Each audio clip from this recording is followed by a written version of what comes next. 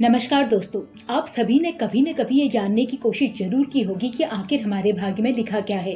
कुछ लोग इसे जानने के लिए बहुत जतन करते हैं, कई बाबाओं से जाके मिलते हैं, लेकिन यकीन मानिए हमें ये जानने की कोशिश कभी नहीं करनी चाहिए। इसे एक उदाहरण से समझते हैं। मान लो आप कोई मूवी देखने थिएटर में जाते हो और आप कहते हो कि अब इस मूवी में ऐसा होगा और वही हो जाता है। फिर आप बोलते हो कि अब ये हीरो ऐसा करेगा और वही हो जाता है, तो वो मूवी आपके लिए बहुत बोरिंग हो जाएगी, आपको उसे देखने में बिल्कुल मजा नहीं आएगा। कुछ ऐसा ही हमारी जिंदगी के साथ भी है।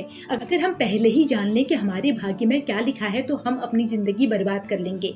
कैसे, आइए इस कहानी से जानते हैं। हिंदू मान्यता के अनुसार हम सभी का भाग्य लिखने वाली माता का नाम बेमाता है।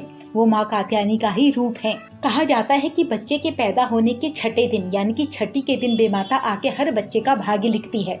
इसी तरह एक दिन बेमाता मनुष्यों का भाग्य लिख रही थी। तभी उनकी सबसे छोटी बेटी उनके पास आती है और कहती है, माँ आप ये क्या लिख रही हो? बेमाता कहती है, बेटे मैं सबका भाग्य लिख रही हूँ। तो बेटी कहती है, तो माँ आपने मेरा भी भाग्य लिखा होगा? माँ कहती है, हाँ मैंने तुम्हारा भी भाग्य लिखा है। बेटी बहुत खुश हो जाती है क्योंकि उसे लगता है कि मेरी माँ ने लिखा है तो मेरे भाग्य में तो खुशियां ही लिखी होंगी। तो पूछती है कि माँ आपने मेरे भाग्य में क्या लिखा है? बेमाता उन्हें नहीं बताती है और बात को टाल देती है। अब बेटी रोज माँ के पास आके ये पूछने की कोशिश करती थी कि माँ आपने मेरे भाग्य में क्या लिखा है, और माँ उन्हें हमेशा टाल देती थी। एक दिन उनकी बेटी बहुत जिद करती है और कहती है कि नहीं माँ, आज आपको मुझे बताना ही होगा, आज मैं बिना पूछे यहाँ से नहीं जाऊंगी। तो माँ कहती हैं, तुम इंतजार करो अपने 18 साल के होने का। जिस दिन तुम 18 वर्ष की हो जाओगी उस दिन मैं तुम्हें बता दूंगी कि मैंने तुम्हारे भाग्य में क्या लिखा है। तो उनकी बेटी 18 वर्ष के होने का इंतजार करने लगती है। समय बीतता है और आखिर वो दिन भी आ जाता है जिस दिन वो 18 साल की हो जाती है।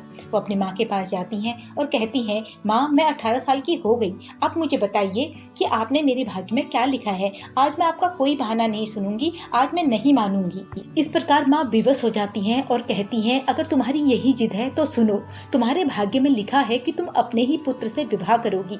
ये सुन के बेमाता की बेटी काफी क्रोधित और दुखी हो जाती है और कहती है, तुम कैसी माँ हो, तुमने अपनी बेटी के भाग्य में ऐसा लिख दिया, तुमने मेरा भाग्य नहीं मेरा अभाग्य लिखा है। और ये कह के वो घर छोड़ के चली जाती हैं और जंगल में एक कुटिया बना के रहने लगती हैं। इस तरह बेमाता की बेटी निश्चय कर लेती है कि वो जिंदगी में कभी भी विवाह नहीं करेंगे और ना ही किसी पुरुष का साया खुद पे पड़ने देंगी। जब उनका कोई औलाद ही नहीं होगी तो उनके पुत्र से उनका विवाह कैसे होगा। इस तरह से वो अपनी माँ का लिखा हुआ बदल देंगी और वो बहुत ही नियम धर्म से जंगल की कुटिया में अपना जीवन व्यतीत करने लगती है। कुछ समय बाद उसी जंगल में एक सिद्ध साधु आते हैं जो पानी की प्यास से व्याकुल हो रहे थे। जंगल में कुटिया देख के वो कुटिया के पास जाते हैं और कहते हैं कि क्या कोई मुझे यहाँ पानी पिला सकता है, मैं प्यास से व्याकुल हो रहा हूँ। बेमाता की बेटी जवाब देती है, गुरुदेव आपको पानी अवश्य मिलेगा, परंतु मैं किसी पुरुष के सामने नहीं आ सकती, अथवा आप अपनी आंखें बंद कर लें। जब मैं पानी का पात्र रख के भीतर आ जाऊं आप तभी अपनी आंखें खोलें।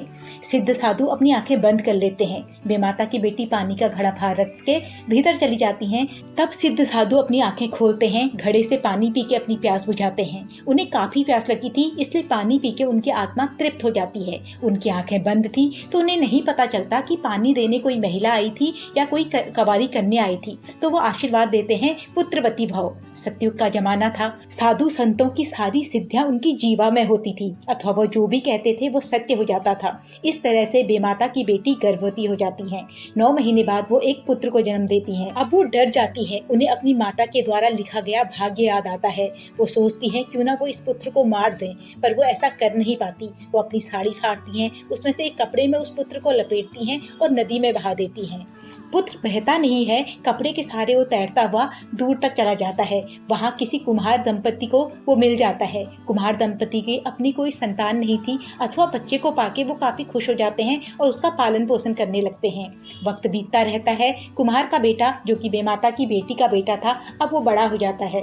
उसे एक राजा के राजमहल में नौकरी मिलती है घोड़े चराने की। वो घोड़े चराने के लिए उसी जंगल में जाता था जहाँ उनकी माता रहती थी। बेमाता की बेटी काफी सालों से उस कुटिया में रह रही थी। अब वो सोचती है कि अब तो काफी समय व्यतीत हो गया, मेरा जो पुत्र हुआ था वो भी शायद अब जीवित ना हो, पानी में डूब के मर गया हो। अब मुझे अपनी जिंदगी दोबारा से शुरू करनी चाहिए। युवक जंगल में घोड़ों को छोड़ के बेमाता की बेटी के कुटिया के सामने जाके रोज बैठता था। इस तरह से बेमाता की बेटी युवक के पास जाती हैं और उससे बातें करने लगती हैं और दोनों को इस तरह से एक दूसरे से प्रेम हो जाता है और दोनों ही आपस में विवाह करने की सोचते हैं और उनका विवाह हो जाता है। कुछ समय बाद बेमाता की बेटी युवक से पूछती है, आपका जन्मदिन कब आता है? तो युवक बोलता है, ये तो मुझे भी नहीं पता। तो बेमाता की बेटी बोलती है, चलिए आपकी माता के पास जाते हैं, उन्हें जरूर पता होगा। युवक की माता बोलती है, बेटे तुम्हारा जन्मदिन तो मुझे भी नहीं पता, तुम जिस दिन हमें मिले थे हम उसी को तुम्हारा जन्मदिन मनाते हैं। बेमाता की बेटी बोलती है, मिलने से आपका क्या मतलब है? फिर कुम्हारन उन्हें सारी कहानी सुनाती है कि हमें ये नदी किनारे एक कपड़े में लिपटा हुआ मिला था। बेमाता की बेटी बोलती है, क्या वो कपड़े का टुकड़ा आप मुझे लाके दिखा सकते हैं? कुम्हारन वो टुकड़ा लाके दिखाती हैं तो बेमाता की बेटी सदमे में चली जाती है। उन्हें एहसास होता है कि अपनी माँ से अपना भाग्य पूछ के उन्होंने कितनी बड़ी गलती की है। अगर ये सब उन्हें बातें पता नहीं होती तो अपना पूरा जीवन आनंद से गुजार सकती थी। ये सदमा उनसे बर्दाश्त नहीं होता और वो आग में कूद के अपनी जान दे देती हैं। इस कहानी से हमें ये सीखने को मिलता है कि हमें अपने भाग्य जानने की कोशिश कभी नहीं करनी चाहिए। विधाता ने जो भी लिखा होगा वो हमारे हित में ही होगा।